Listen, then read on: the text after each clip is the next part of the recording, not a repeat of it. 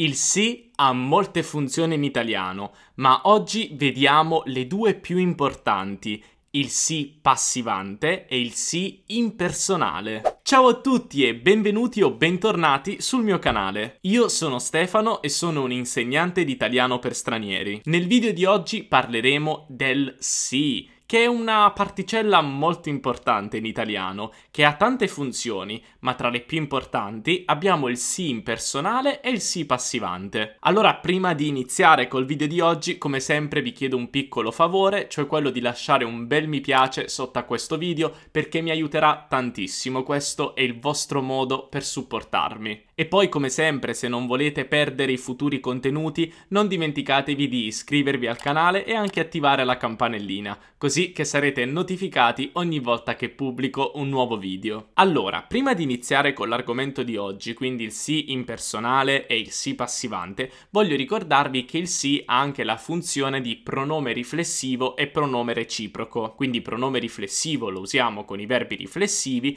invece pronome reciproco quando usiamo la costruzione riflessiva di un verbo che non è normalmente riflessivo per indicare un'azione reciproca condivisa tra i due soggetti della frase. Vi faccio alcuni esempi giusto per ricordarvi meglio come funziona. Giulio si diverte alla festa. Giulio si diverte alla festa. Qui usiamo il sì perché abbiamo il verbo divertirsi, che è un verbo riflessivo.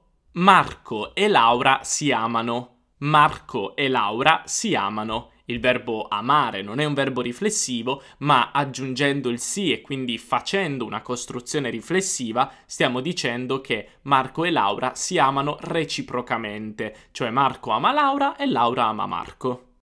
Però adesso cerchiamo di parlare del sì impersonale. Il sì impersonale, in italiano, si usa quando non vogliamo specificare il soggetto, quindi quando parliamo di un soggetto generico, un soggetto indefinito, una persona, le persone. Per formare la costruzione impersonale con il sì è molto semplice. Dovete prendere un qualsiasi verbo, davvero non ci sono eccezioni, e dovete coniugarlo alla terza persona singolare. Mi raccomando, singolare. Per esempio, in Italia si mangia bene. In Italia si mangia bene. Quindi in Italia le persone, uno mangia bene, le persone mangiano bene. Come vedete io non ho un soggetto specifico, è un soggetto molto generico, molto indefinito appunto. E quindi il sì ha proprio la funzione di questo soggetto molto generico. Come vedete ho preso il verbo mangiare e l'ho coniugato alla terza persona singolare. In Italia si mangia bene. Molto spesso troveremo il sì anche nelle espressioni impersonali, come per esempio si dice, si crede, si pensa. Vediamo un esempio. Si dice che il canale di Teacher Stefano sia il migliore per imparare l'italiano. Si dice che il canale di Teacher Stefano sia il migliore per imparare l'italiano. Qui io non sto dicendo che una persona specifica lo dice, ma che tante persone lo pensano, quindi è un discorso generico, abbiamo un soggetto indefinito, di nuovo. Spero che il mio canale sia il migliore, però fatemelo sapere nei commenti se il mio canale vi piace. Un altro esempio può anche essere: a Natale si festeggia in famiglia. A Natale si festeggia in famiglia. Quindi a Natale le persone festeggiano in famiglia. Ora, non dimenticate questa piccola regola che però è una regola importante, il sì impersonale utilizzato con i verbi riflessivi. Infatti, a volte può capitare che dobbiamo usare la costruzione impersonale con un verbo riflessivo, però succederebbe qualcosa di strano. Infatti, se per esempio noi vogliamo dire che le persone si divertono in discoteca, quindi uso il verbo divertirsi che è un verbo riflessivo, se voglio rendere la frase impersonale e utilizzare il sì, per prima cosa tolgo il soggetto, le persone, però poi devo trasformare il verbo, perché per la costruzione impersonale devo rendere il verbo coniugato nella terza persona singolare, quindi si diverte. Però adesso dobbiamo aggiungere il sì impersonale, non il sì riflessivo, quello ce l'abbiamo già. Infatti si diverte è la forma standard del verbo divertirsi coniugato nella terza persona singolare, ma adesso dobbiamo aggiungere un altro sì, quello impersonale. Però dire sì si diverte è un po' strano e anche difficile da dire. Per questo motivo il primo sì diventa ci. Quindi la frase diventa: in discoteca ci si diverte molto. In discoteca ci si diverte molto.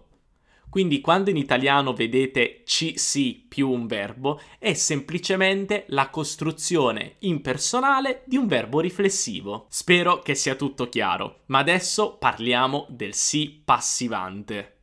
Ora, prima di parlare del sì passivante, voglio darvi un piccolo consiglio, quello di andare a guardare il video che ho già fatto sulla voce passiva, che vi lascio in descrizione ma anche qui sopra, se non l'avete ancora visto, perché guardare prima quel video vi aiuterà tantissimo a capire questa parte del sì passivante. Quindi andate a guardare prima quello e poi tornate qua. Il sì passivante può sembrare molto simile al sì impersonale, ma c'è una grandissima differenza. Infatti, prima di tutto, il sì passivante non si può usare con tutti i verbi, ma solo con i verbi che hanno la forma passiva. E se non sapete quali sono i verbi che hanno la forma passiva, vi consiglio sempre di guardare l'altro video. Ne parlo verso la fine, più o meno. E poi la costruzione con il sì passivante prevede sempre di usare la terza persona, però possiamo avere sia la terza persona singolare che la terza persona plurale. E come facciamo a scegliere? Beh, scegliamo in base al numero dell'oggetto.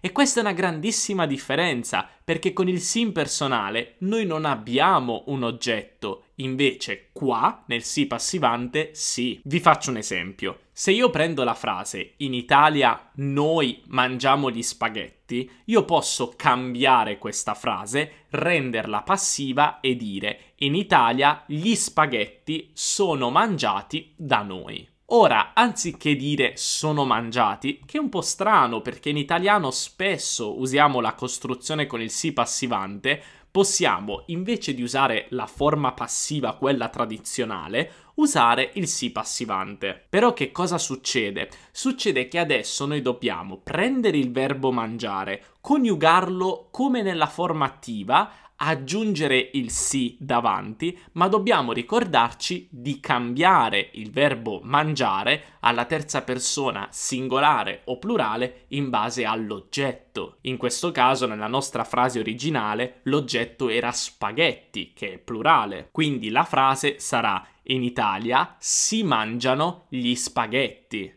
Vedete com'è diverso? Prima di tutto una terza persona plurale e col sì impersonale non era possibile, ma poi ho un oggetto, gli spaghetti, e questa cosa con il sì impersonale non può succedere.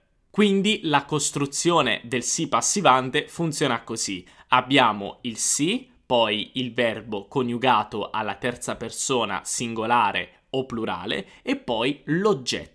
Se l'oggetto è singolare usiamo la terza persona singolare, se l'oggetto è plurale utilizziamo la terza persona plurale. In realtà, devo essere onesto, quello non è un oggetto ma è il soggetto della frase, perché abbiamo cambiato la frase, l'abbiamo girata nella forma passiva, però non formalizziamoci su queste cose, non è importante sapere il nome di ogni singola cosa, basta che avete capito il concetto. E anche ricordatevi che l'ordine non deve essere necessariamente questo. Io posso anche avere prima l'oggetto e poi il sì passivante e il verbo. Vediamo altri esempi.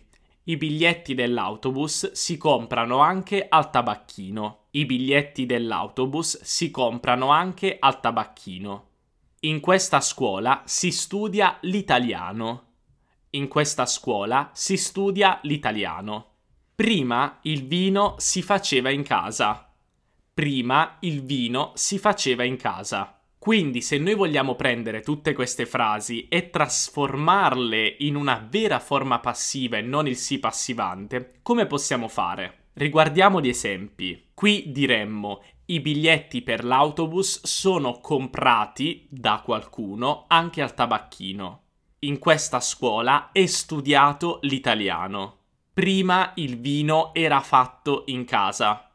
Ora, come vedete, l'uso del sì passivante rende tutto molto più semplice, perché non dovete pensare alla forma passiva, ma semplicemente dovete usare la forma attiva, quella normale di un verbo, e aggiungere il sì davanti. Quindi io vi consiglio davvero di utilizzarlo, perché è abbastanza semplice. Quindi adesso spero che le differenze tra il sì impersonale e il sì passivante siano più chiare, ma facciamo un piccolo riassunto. Il sì impersonale serve quando vogliamo esprimere l'idea di un soggetto generico, indefinito. Il sì impersonale si forma aggiungendo la particella sì davanti a un verbo coniugato alla terza persona singolare, solo singolare. La costruzione col sì impersonale si può applicare a tutti i verbi, ma ricordatevi che non abbiamo mai un oggetto. Per quanto riguarda invece il sì passivante, è una costruzione che serve per rendere un verbo passivo senza usare davvero la forma passiva, e questo rende tutto più semplice. Il sì passivante si forma aggiungendo il sì davanti a un verbo nella forma attiva coniugato alla terza persona singolare o plurale in base al numero dell'oggetto. Ora mi raccomando, ricordatevi che qui abbiamo un oggetto, dobbiamo avere un oggetto, altrimenti non possiamo usare la costruzione del sì passivante. Ora, se avete qualche domanda, non vi preoccupate, scrivetemi tutto qui sotto nei commenti e cercherò di rispondere il prima possibile,